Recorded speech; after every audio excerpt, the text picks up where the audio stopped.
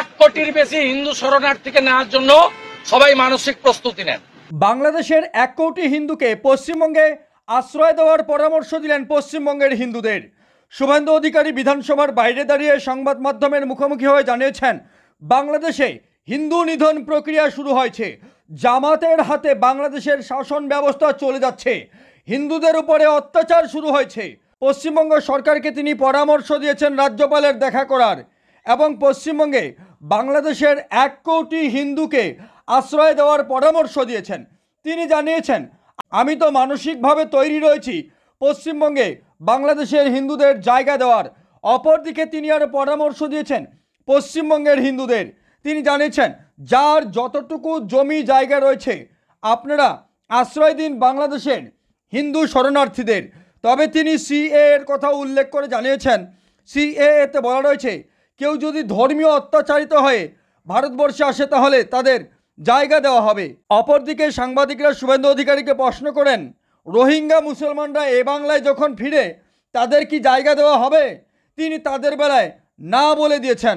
তিনি জানিয়েছেন তারা তো ফিরে যাবে বাংলাদেশে।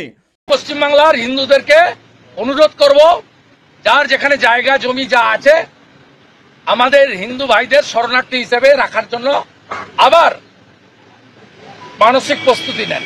আমি তো প্রস্তুতি নিয়ে নিয়েছি। দেশে হিন্দু কতল চলছে।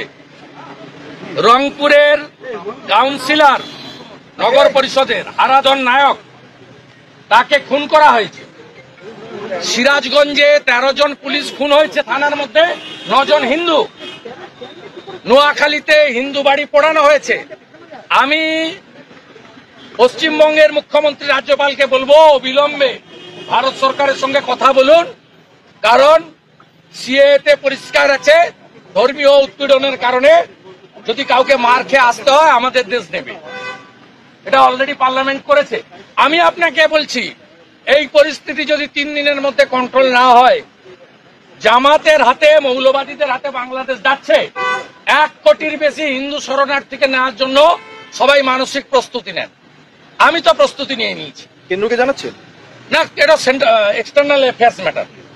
এটা রাজ্য সরকারকে, রাজ্যপালকে জানাতে হবে। আমি দরকার হলে লিখবো জয়শঙ্করজিকে, ডাইরেক্ট করতে পারি না। তো আমি পশ্চিমবাংলার হিন্দুদেরকে অনুরোধ করব, যার যেখানে জায়গা জমি যা আছে আমাদের হিন্দু ভাইদের শরণার্থী হিসেবে রাখার জন্য আবার মানসিক প্রস্তুতি নেন। 48-71 ওরা তো আসবে না, ওদের সরকার হয়ে যাবে।